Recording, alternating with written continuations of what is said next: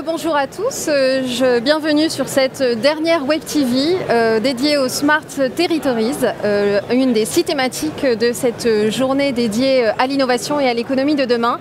Et pour parler de la stratégie numérique de Metz Métropole, j'ai le plaisir d'accueillir 2 grands témoins qui animent Metz Métropole plus que les autres, son président Jean-Luc Baule. Bienvenue Monsieur le Président, merci d'être avec nous.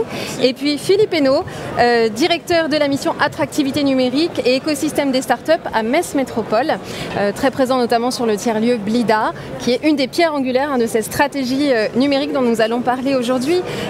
Mais d'abord parlons du territoire de Metz Métropole, territoire Arentech et de ses ambitions. Quelle est votre vision pour le futur du territoire et quelle est la place du numérique dans cette vision du futur, proche ou lointain? Comme vous le savez peut-être, notre territoire est devenu une métropole au 1er janvier dernier. Cela veut dire que pour nous, qui étions une communauté d'agglomération, c'était passé, on va dire, en Ligue 1.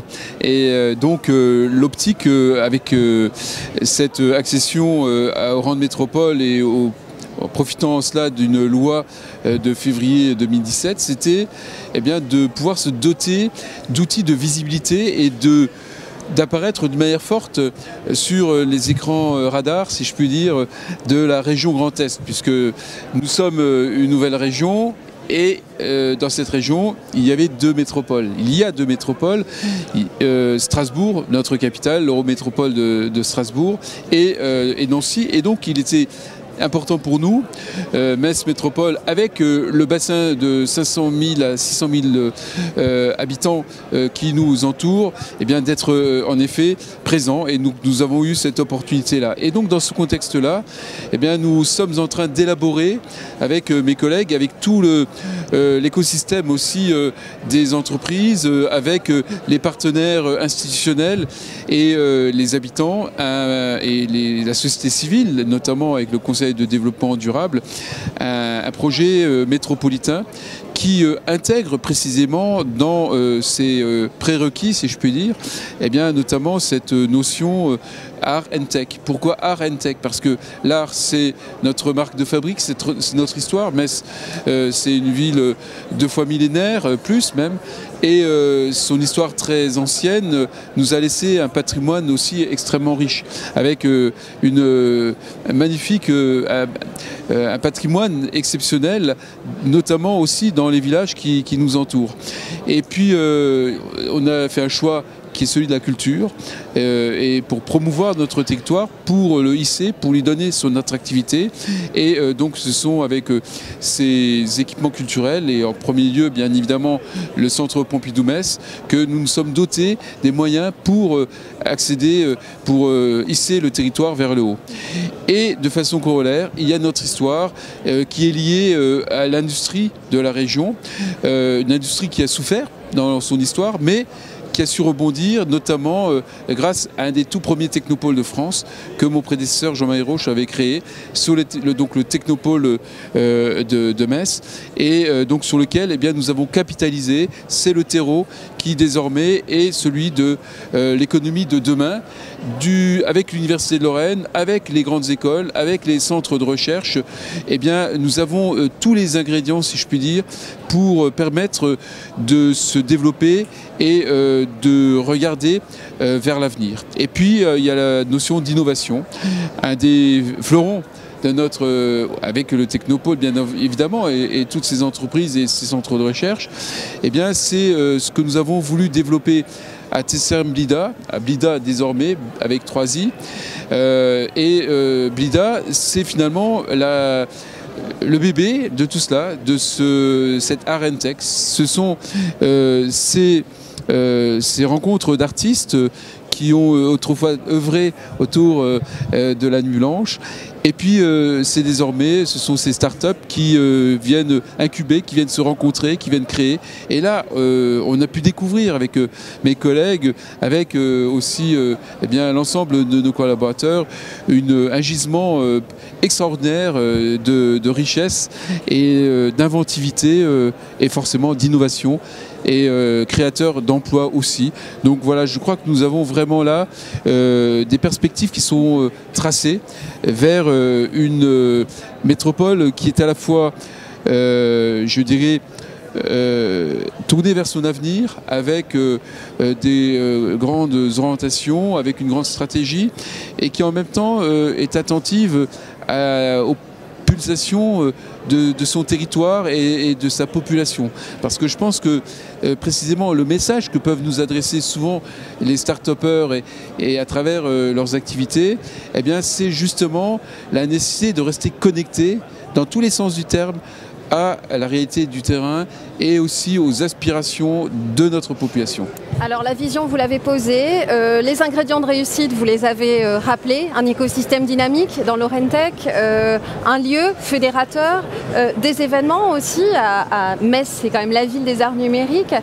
Maintenant, il y a les jalons pour y aller et vers cette vision, et il y a la stratégie numérique de Metz Métropole qui a été adoptée à Blida, justement, lieu symbolique, début de l'année 2018. Quels en sont les axes et puis les principales actions, Philippe Hainaut? Oui, merci. En fait, il faut rappeler que Metz est une ville d'histoire, mais c'est une ville de tradition numérique. Jean-Luc Boll parlait du Technopole, mais on peut aussi parler de Metz Plateforme dans les années 90, de ce qu'on appelait à l'époque les autoroutes de l'information. On était une vraie plateforme d'expérimentation et on est dans cette continuité-là. Alors le premier objectif de Metz Métropole en termes de stratégie numérique, c'est évidemment d'être une smart métropole de référence. Alors, d'être une smart métropole de référence, je mettrai deux exemples. Tous les habitants et toutes les entreprises de Metz Métropole seront connectés à la fibre optique en 2020. Voilà, ça c'est un objectif majeur. On l'a encore entendu toute la matinée. C'est vraiment important que tout le monde soit connecté avec les technologies qui permettent de le faire.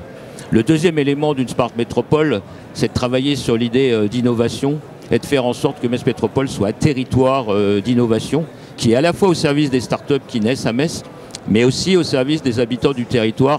L'idée de la smart métropole, c'est de travailler sur la ville vécue plus que sur la ville rêvée, de façon à répondre à des besoins à la fois des entrepreneurs, mais aussi des citoyens et des touristes qui viennent sur le territoire de Metz Métropole.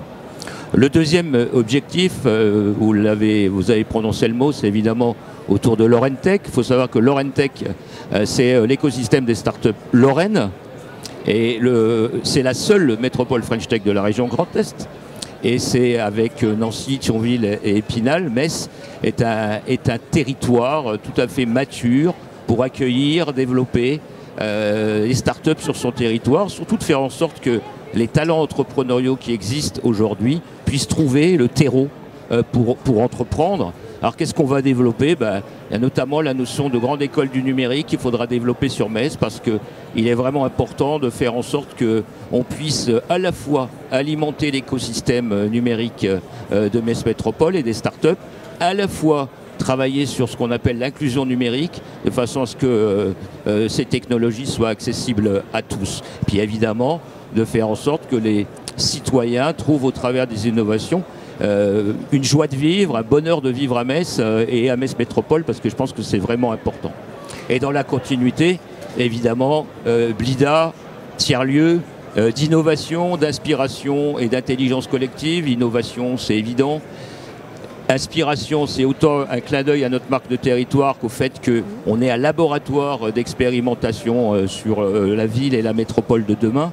Et intelligence collective, parce qu'à Blida, on va trouver des gens, des entrepreneurs qui ont des expériences, des savoirs, des produits complètement différents. Et le mélange de tout ça va provoquer des fertilisations croisées. L'enjeu pour Blida, très clair, c'est qu'en 2021, on soit dans le top 5 des tiers-lieux majeurs en France. Ces tiers-lieux à la Darwin, au lieu unique à Nantes, à la Belle de Mai, voilà, d'être dans ce club fermé des tiers-lieux qui comptent. C'est pour ça d'ailleurs que Metz Métropole et ses partenaires publics et privés portent un projet de développement autour de 11 millions d'euros pour doubler les surfaces, améliorer la qualité d'accueil, etc.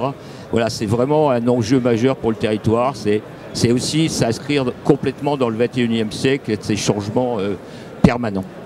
Merci Jean-Luc Boll, merci Philippe Hainaut de nous avoir présenté les ambitions et les actions déjà concrètes, et on voit qu'il y a de l'envie et il y a des moyens pour y aller. Alors bonne continuation et bonne chance dans la mise en œuvre de votre projet. Merci à tous de nous avoir regardés. Bon après-midi.